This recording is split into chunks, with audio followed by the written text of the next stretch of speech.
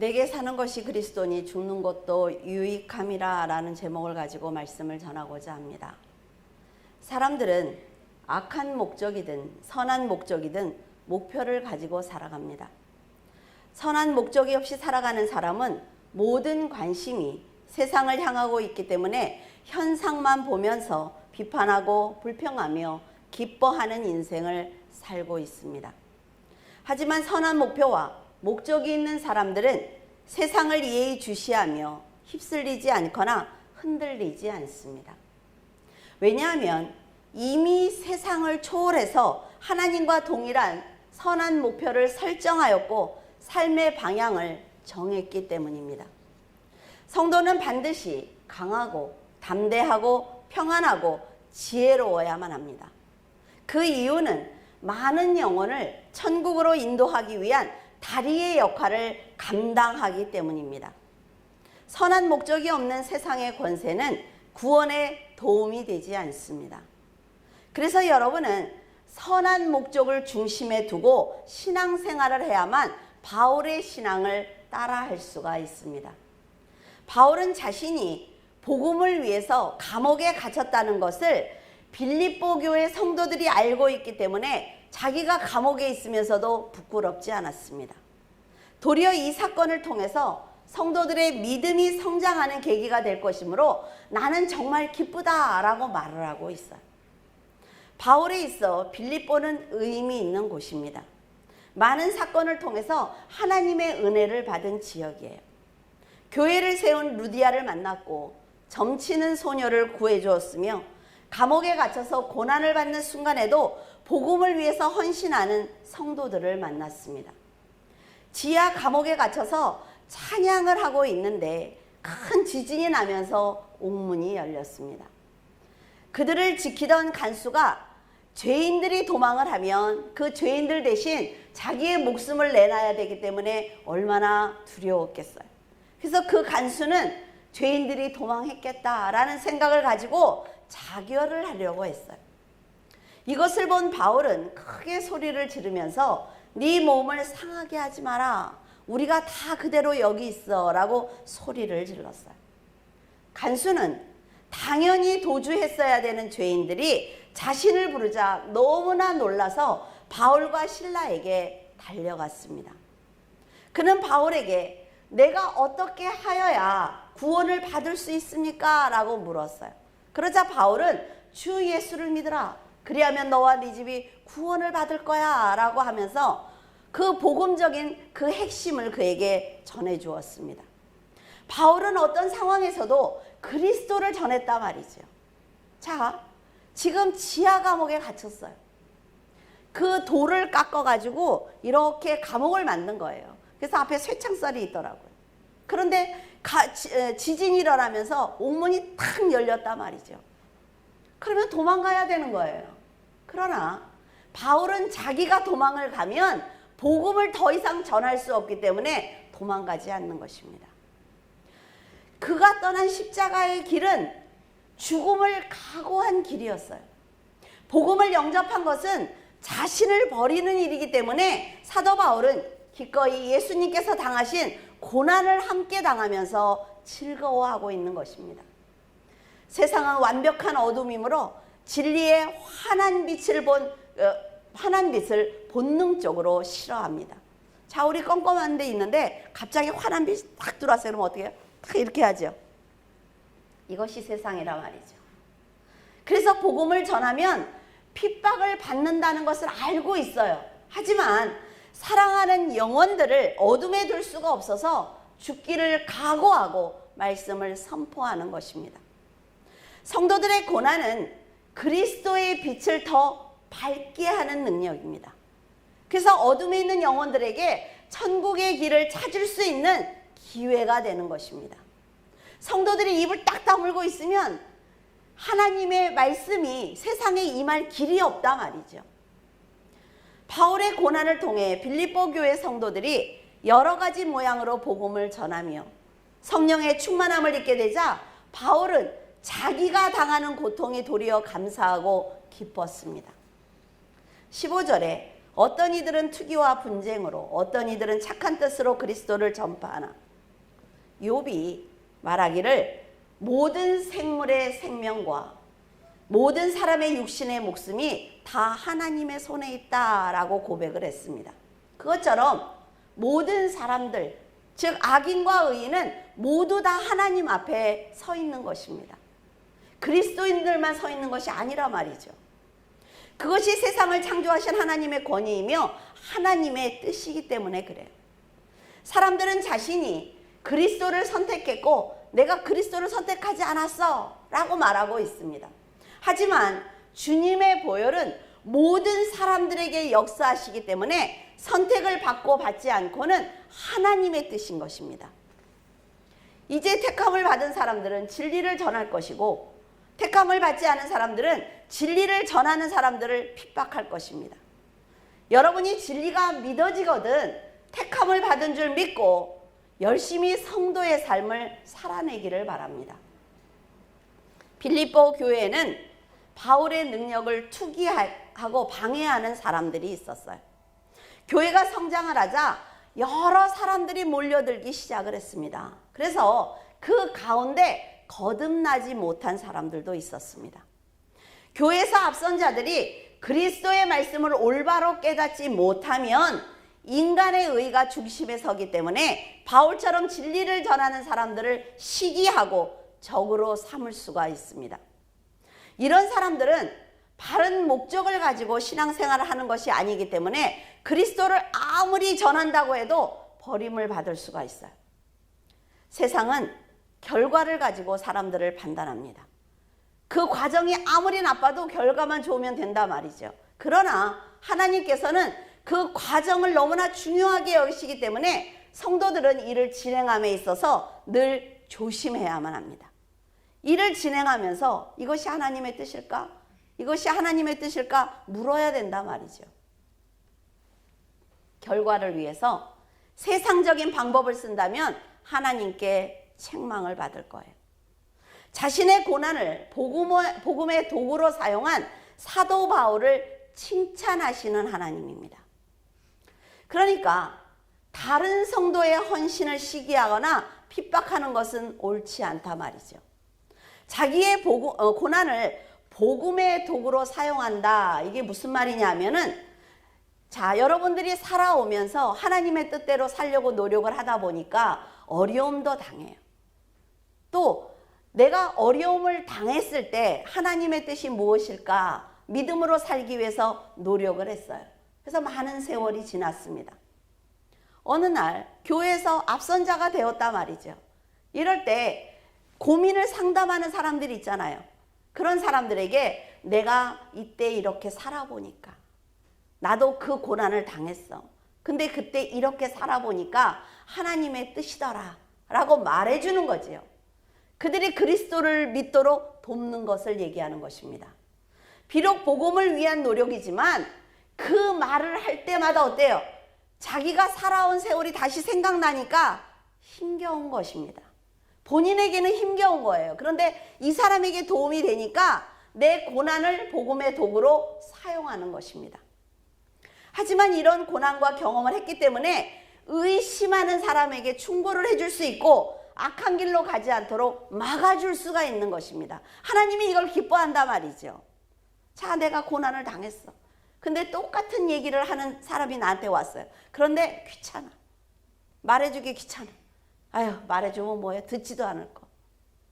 또 내가 말해주면 저 사람이 나를 우습게 알지 않을까? 이래서 말해주지 않아요. 그러면 하나님은 분노하신단 말이죠. 내가 네 세월을 그거를 겪게 한 이유는 바로 이거야. 오늘을 위함이 아니겠니? 이 사람의 영혼을 구원해 달라고 네가 그 과정을 겪은 거야 라고 하나님은 말씀하신단 말이죠.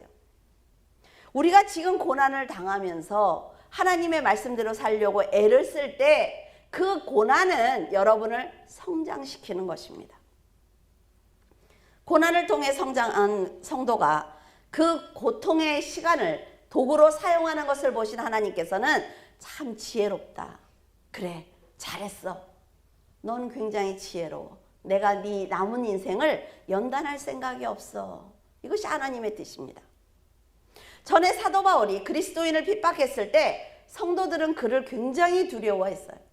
그러나 다메섹 도상에서 주님을 만난 후에 바울은 완전히 회심을 했습니다. 그런데 아무도 바울을 믿어주지 않는 거예요. 이때 바나바는 바울이 회심했다는 것을 알았습니다.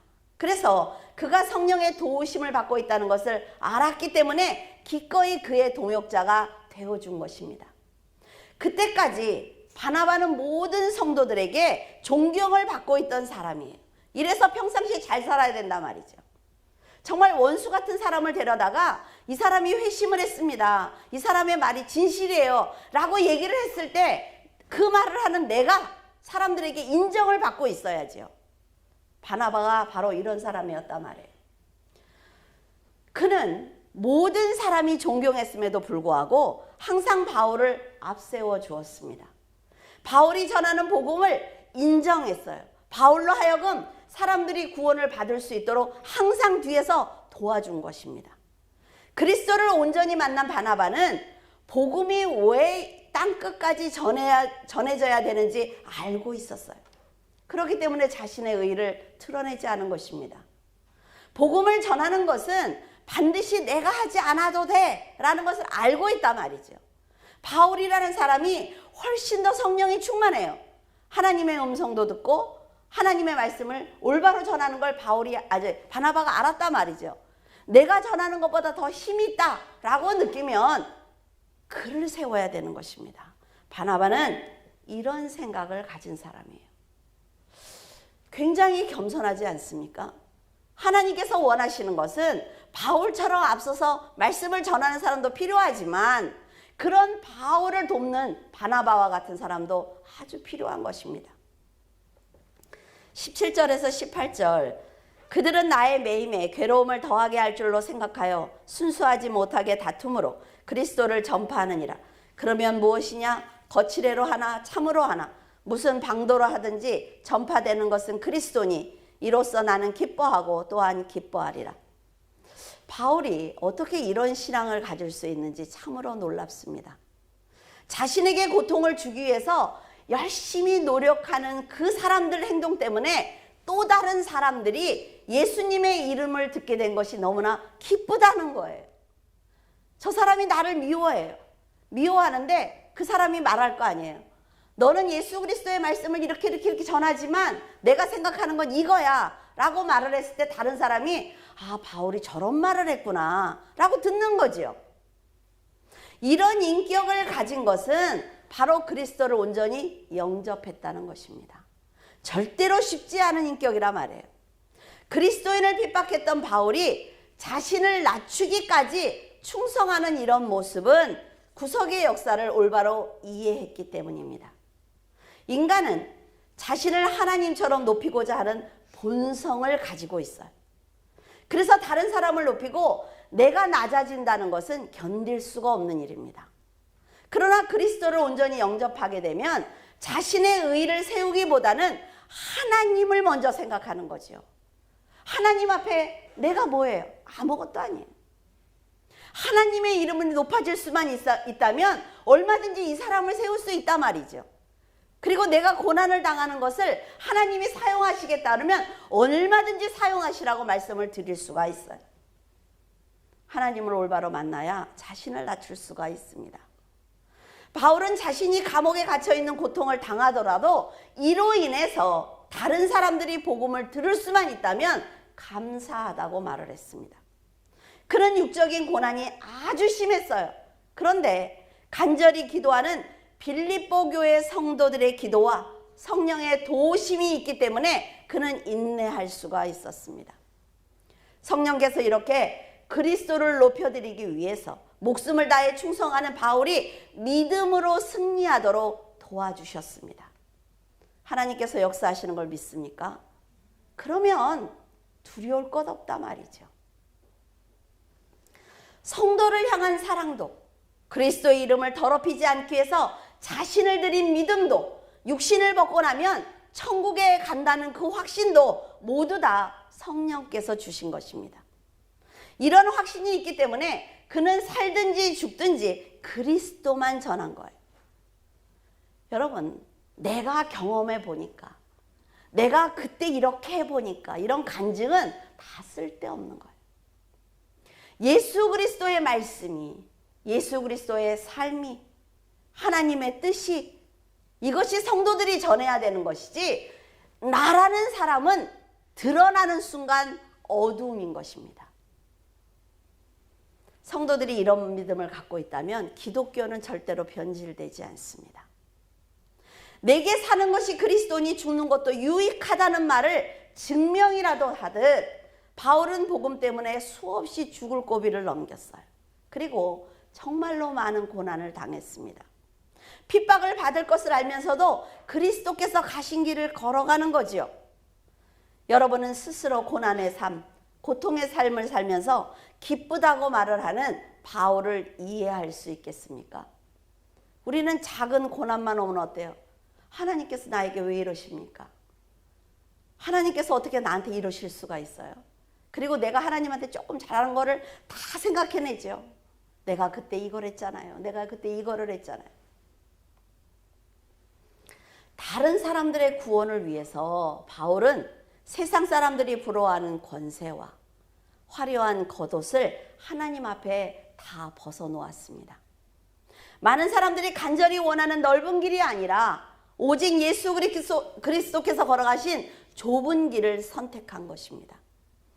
많은 사람들이 택하는 세상의 행복이 아니라 영원한 나라를 택했기 때문에 사람들이 조롱하고 핍박해도 모든 상황을 기쁘게 받아들일 수 있는 거예요.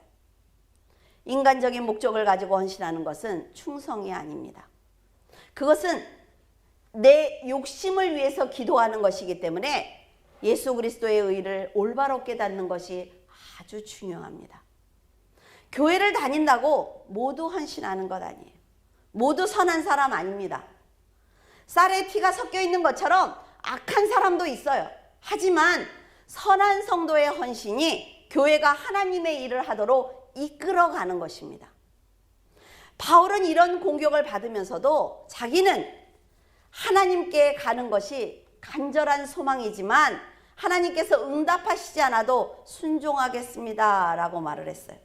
이게 무슨 말이냐면 살든지 죽든지 자기는 오직 그리스도를 드러내기 위한 삶을 사는 것이기 때문에 하나님께서 인도하시는 대로 순종하겠다는 것입니다. 이 고백 속에 사도 바울의 신앙이 담겨 있습니다. 죽음이 두려워서 살려달라는 것이 아니라 말이죠. 복음을 전해야 할 곳이 너무나 많이 남아있기 때문에 지금 내가 죽을 것처럼 고난을 당한다고 해도 하나님의 일을 할 수만 있다면 살게 해달라는 거예요. 복음을 전하게 해달라는 것입니다. 죽으면 천국에 들어가니 축복이고 살면 더 많은 영혼들에게 복음을 전할 수 있으니까 축복이라는 생각을 가지고 있는 것입니다. 이게 모든 성도들이 가지고 있어야 되는 신앙이란 말이죠. 여러분, 기독교는 종교가 아닙니다. 기독교는 그냥 우리의 삶이에요. 하나님 안에서 내가 자녀로 아버지와 함께 살아가는 삶이지 이것이 종교가 아니란 말이죠. 바울은 죽도록 고난을 당하면서도 자신이 복음을 전할 수 있는 것은 하나님께서 은혜를 충만히 주셨기 때문이다 라는 고백을 했습니다. 그는 모든 것을 다 하나님께 영광을 돌리고 있어요. 고린도후서 12장 2절 내가 그리스도 안에 있는 한 사람을 아노니 그는 14년 전에 셋째 하늘에 이끌려 간 자라. 그가 몸 안에 있었는지 몸 밖에 있었는지 나는 모르거니와 하나님은 아시느니라. 사도 바울은 돌에 맞아서 죽을 정도로 맞은 적이 있습니다. 그때 그의 영혼이 셋째 하늘, 그러니까 천국에 들어간 거예요. 바울의 영혼은 세상에서 들을 수 없는 많은 신비한 말을 들었습니다. 천국이 얼마나 아름다운 곳인지 직접 눈으로 보고 왔어요. 그때 하나님께서는 바울에게 놀라운 계시를 주셨습니다. 그는 천국을 직접 보았기 때문에 세상이 얼마나 어둡고 혼란스러우며 가치가 없는 곳인지 알게 되었으므로 죽음이 두렵지 않았습니다. 만약 바울이 천국에서 본 것과 계시를 자랑했다면 이런 고난을 당하지 않아도 됩니다. 지금도 어때요? 유튜브만 틀면 천국에 갔다 왔다고 하는 간증이 엄청나게 많습니다.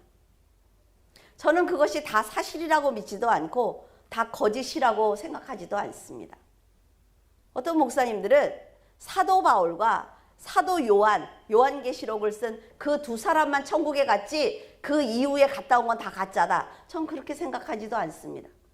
왜냐하면 하나님은 하나님의 필요에 의해서 보여주실 수 있단 말이죠. 그런데 사람들이 그것을 부풀리는 거예요. 은혜를 받았겠죠. 하나님의 은혜를 분명히 받았을 것입니다.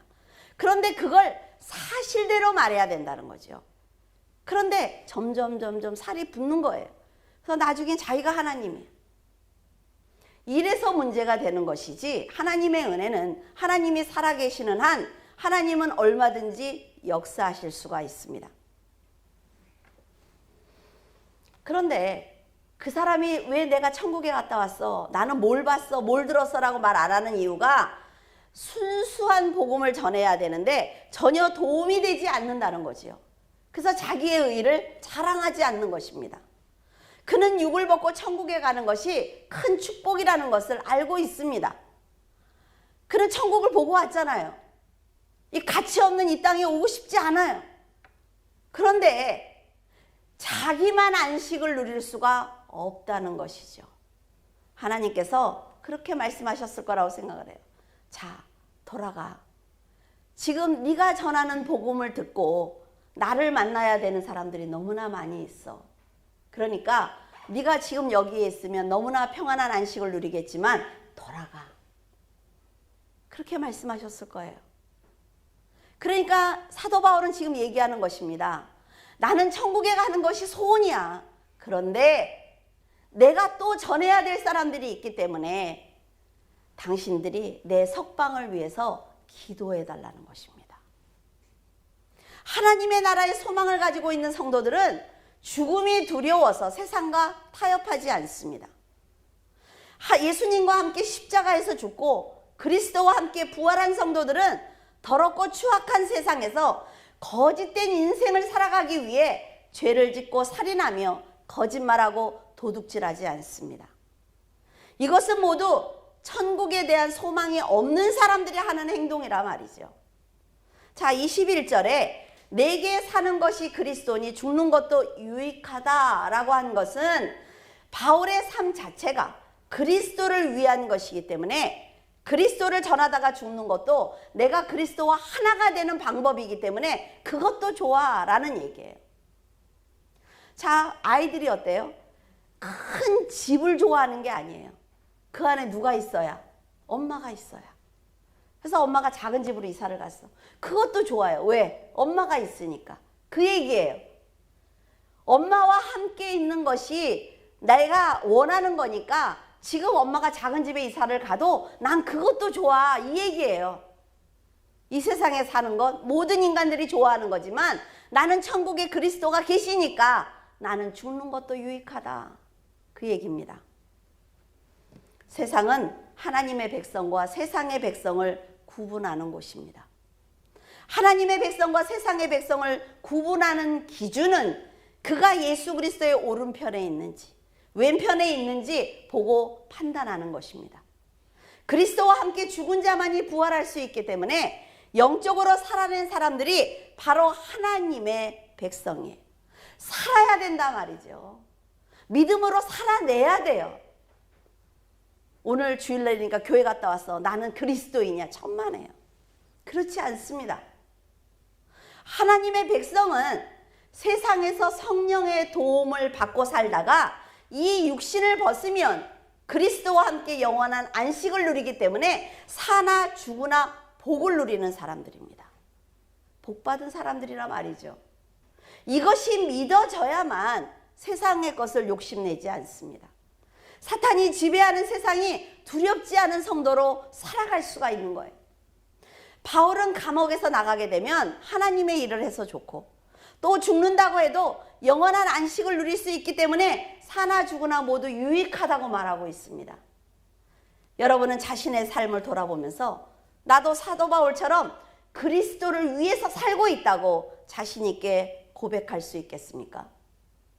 나는 지금 죽어도 하나님께 가기 때문에 살아있는 동안 더 많은 영혼들에게 복음을 전할 수 있기 때문에 너무나 기뻐 자신 있게 말할 수 있어야만 합니다. 여러분이 바울과 같은 믿음의 고백을 하는 삶을 산다면 성령께서는 세상의 거센 물살에 휩쓸리지 않도록 여러분을 지켜주실 것입니다. 저는 기도를 며칠 전에 이런 기도를 했어요. 하나님, 단일 나라를 만드는, 단일 국가를 만드는 그 사람들의 공격이 너무 강하기 때문에 두렵습니다. 하나님, 과연 성도들이 이 공격을 막아낼 수 있습니까? 정말 솔직히 두려웠어요. 근데 이런 말씀을 하세요. 그들의 공격이 있는 것도 조차 내가 허락한 거야. 이 사단의 역사에도 다 내 앞에서 내 허락을 받고 하는 거야. 그러면 하나님 앞에 믿음으로 기도하는 자들에게 내가 피할 길을 주지 않겠느냐라는 거예요. 그래서 공포가 싹 사라졌어요. 하나님은 우리 아버지라 말이죠. 죽는 것이 두려우면 세상의 물결에 휩쓸려 갈 수밖에 없습니다. 세상은 죄가 흘러가고 있는 거예요. 그래서 성도들이 이 세상에서 육신을 갖고 사는 자체가 고난입니다. 우리는 어떤 문제를 만나야 고난을 당했다고 하잖아요. 그렇지 않아요. 그 아름다운 곳에 살아야 되는 하나님의 백성이 이 땅에서 이 갇혀있는 육신 안에 하나님의 영 그리고 내 혼이 갇혀있는 자체가 고난인 것입니다. 이렇게 어두운 세상에서 거룩하게 살기 위해서는 성도들이 더욱 믿음의 울타리를 세워야 하며 믿음으로 기도해야 합니다. 바울은 아직도 구원받지 못한 영혼들이 너무나 많으니까 전도하게 해달라고 기도하고 있어요. 그의 마음속에는 두 마음이 갈등하고 있지만 이 두 마음 모두 그리스도를 위한 마음이라 말이죠. 살아도 그리스도, 죽어도 그리스도. 바울의 믿음은 정말 충만했습니다. 솔직히 자신은 당장 죽는 것이 좋은데 믿음이 연약한 성도들을 두고 죽는다면 그들이 실족할까 봐 그래도 아직은 내가 그들 곁에서 지켜주는 것이 좋지 않겠는가? 라는 생각을 하고 있는 거예요. 여러분 이 생각을 아무나 할 수 있겠습니까? 예수님께서 말씀하신 것처럼 자신을 위해서 살고자 하는 자는 죽을 것이요 하나님을 위해서 죽고자 하는 자는 살 것이다 라고 말씀하셨어요. 살고 죽는 것은 육의 생명을 말하는 것이 아니라 영생을 말하는 것입니다. 바울은 육이 죽더라도 그의 혼은 영원히 사는 것을 알기 때문에 유한한 세상에서 살기 싫었습니다. 하지만 하나님께서 맡겨주신 사명을 감당할 수만 있다면 더 살아서 영혼을 구원하는데 자신을 희생할 수 있게 해달라고 기도하고 있습니다. 여러분이 사도 바울처럼 그리스도를 영접했다면 영접하기 전의 모습을 버리기 위해서 노력해야 합니다. 이렇게 세상에서 살았어요. 여기서 예수 그리스도를 만났어요. 그러면 이쪽으로 왔으면 완전히 딴 사람이 돼야 되죠. 그런데 여기나 똑같아. 이건 거듭나지 못한 거란 말이죠.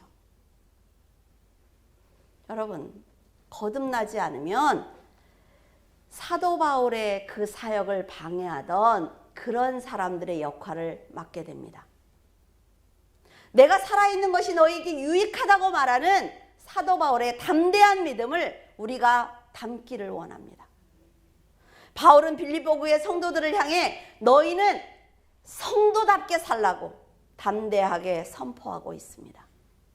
성도답게 사는 것은 말씀으로 인내하며 희생하며 겸손하게 살아서 하나님께서 사용하실 수 있도록 늘 준비하는 것을 말합니다. 이게 성도답게 사는 거예요. 성도답게 살아야 사도 바울처럼 자신이 원하는 것을 담대하게 기도할 수 있으며 그 기도를 응답받을 수 있습니다. 만약 세상의 조롱을 받을 만한 죄를 짓는다면 여러분은 세상을 향해서 절대로 복음을 선포할 수 없습니다. 그러나 오직 복음을 전하겠다는 믿음으로 정직하게 살기 위해서 노력을 한다면 말씀을 거부한 세상이 심판을 받을 수 있는 증인이 되는 것입니다. 자, 믿음으로 사는 성도의 삶은 구원의 증거가 되는 거예요. 그런데 그 세상이 이 성도가 믿음으로 살지 못하도록 계속 공격을 합니다. 그러면 이 성도가 깨어져야 되죠. 근데 깨어지지 않는단 말이죠. 성령의 도움으로 더 단단해지는 거예요. 그래서 세상이 계속 이 성도를 괴롭혀요. 하나님이 보실 때 뭐예요? 이 세상을 심판할 조건이 되는 것입니다. 왜 내 자녀를 괴롭혀? 그러니까 내가 너를 가만두지 않겠어. 이게 하나님의 방법이에요. 그래서 성도들은 핍박을 받을지라도 두려워서 도망치기보다는 사도 바울처럼 당당하게 믿음으로 맞서서 영적으로 싸워야 하는 것입니다. 구원을 받은 성도들은 그리스도께 절대적인 보호를 받으며 살아가기도 하지만 그리스도와 함께 고난을 받기도 합니다. 아셔야 돼요. 내가 잘 살지 않으면 난 하나님을 믿을 이유가 없어. 내가 하는 사업이 잘 되지 않으면 하나님은 없는 거야. 이렇게 말하는 분을 만났어요. 진짜로. 그렇습니까? 아니요.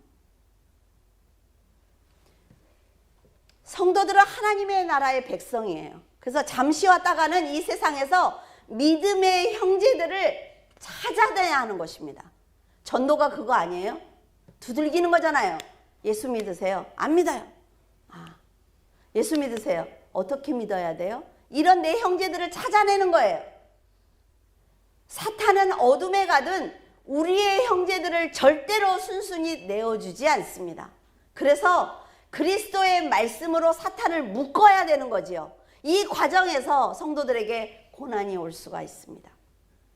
사도 바울은 복음을 해방하기 위한 이교도의 세력이 점점 커지고 있는 것을 알았기 때문에 에바브로디도에게 편지를 보내며 빌립보 교회 성도들에게 이교도의 해방과 핍박이 더 커지고 있지만 잘 견뎌달라고 말을 했습니다.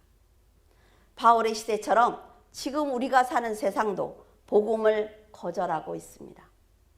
자, 학교에서 선생님이 동성애 그 퀴어 축제의 동영상을 보여줬어요. 부모들이 반대할 수 있습니다. 그래서 부모들이 반대했어요. 어떻게 했어요? 벌금 300만 원씩 냈어요. 차별금지법이 통과되지 않아도 이미 시작됐단 말이죠. 내 자녀를 내가 지킬 수 없는 것입니까? 성도들이 이 세상을 잘 봐야 돼요. 지금은 어떻게 흘러가고 있는지 정신 차리지 않으면 그들에게 동조자가 될 수가 있습니다. 퀴어 축제에 가서 반대하는 목사님이 수갑을 채워서 300만 원 벌금을 물었어요. 여러분, 이게 온전한 세상입니까? 동성애자보다 정상적인 사람들이 더 많단 말이죠, 이 세상에 지금. 그런데 그들을 건드리기만 하면 벌금을 물어요. 수갑을 채웁니다. 그리스도인들이 정신 차려야 된단 말이죠. 교회를 핍박하고 십자가를 조롱하며 성도들이 믿음으로 살지 못하도록 여러 방법을 동원해서 지금 방해하고 있습니다. 이제 성도들이 믿음과 타협 둘 중에 어떤 것을 선택할 것인지는 온전히 여러분의 몫입니다. 목사는 이 강대상에서 얼마든지 선포할 수 있어요. 그러나 그 말씀을 들은 여러분들이 세상에 나가서 어떻게 살 것인지는 여러분의 몫입니다. 사탄은 목회자와 직분자라는 가면을 쓰고 교회에 들어와서 성범죄를 저지르고 있습니다. 세상의 방법으로 교회를 이끌면서 그리스도의 이름을 아주 부끄럽게 만드는 데 일조하고 있단 말이죠. 목회자들이 입에 담기도 부끄러운 행동을 지금 서슴없이 저지르고 있어요. 그리스도의 이름을 더럽히고 있지만 성도들이 그것을 분별하지 못하고 따라가고 있다는 것이 더 큰 문제란 말이죠. 속이는 사람이나 속는 사람은 모두 다 사탄의 동조자입니다. 사도 바울이 보인 믿음을 하나님께 우리가 지금 보여드려야 함에도 불구하고 사탄에게 동조하고 있으며 그리스도의 희생을 희석시키고 있습니다. 교회와 세상은 절대로 같지도 비슷하지도 않습니다. 방법도 다르고 판단도 다르며 바라보는 관점도 다르고 목적도 다르고 법도 다르기 때문에 세상에서 통하는 방법이라 할지라도 절대로 교회에서 사용하면 안 되는 거예요. 이런 세상 사람들이 교회에서 직분을 갖고 있습니다. 그렇기 때문에 하나님의 나라와 세상이, 하나님의 법과 세상의 법이 구분되지 않고 있는 거예요. 하나님께서 말씀하시는 지식은 세상의 지식과 다릅니다. 칭찬하시는 이유도 달라요. 책망하시는 이유도 다르기 때문에 성도들이 영으로 분별하지 않으면 교회는 무너지고 말 것입니다. 세상을 버리라는 하나님과 세상을 가지라는 사탄이 어떻게 같을 수가 있습니까? 하나님의 계획을 성취하기 위해서 자신을 희생하신 그리스도와 영혼 구원을 위해서 탄식하며 기도하는 성령님의 마음을 안다면 성도들은 믿음을 지켜내야만 합니다. 여러분은 사도 바울과 빌립보 교회 성도들처럼 그리스도를 위해서 정직하게 살아간다면 하나님의 뜻을 알아가는 성도가 되실 것입니다. 그러면 하나님께서 바울을 믿고 성령으로 충만하게 하신 것처럼 영혼을 구원하기 위해서 헌신하는 여러분을 틀림없이 보호하실 것입니다. 하나님의 은혜와 능력으로 헌신한다면 인간의 노력으로 하는 것처럼 힘들거나 두렵거나 교만하지 않습니다. 여러분은 죽도록 충성하여 하나님께 축복을 넘치게 받아 연약한 성도를 돕는 지혜로운 성도가 되기를 바랍니다. 기도하겠습니다. 전능하신 하나님 아버지, 감사를 드립니다. 하나님께서 성도들이 어떤 삶을 살기를 원하시는지 알기에 소망을 따라 아무 일에든지 부끄러워하지 않고 온전히 담대하게 살기 위해서 노력하지만 아버지 앞에 서면 늘 죄송한 마음뿐입니다. 저희들은 날마다 육신의 열매와 영의 열매를 놓고 고민하며 살아가고 있습니다. 올바르게 선택했다고, 이번에는 정직한 선택을 했다고 생각하며 돌이켜보면 그 역시 자신의 이익을 위한 선택이었음을 고백합니다.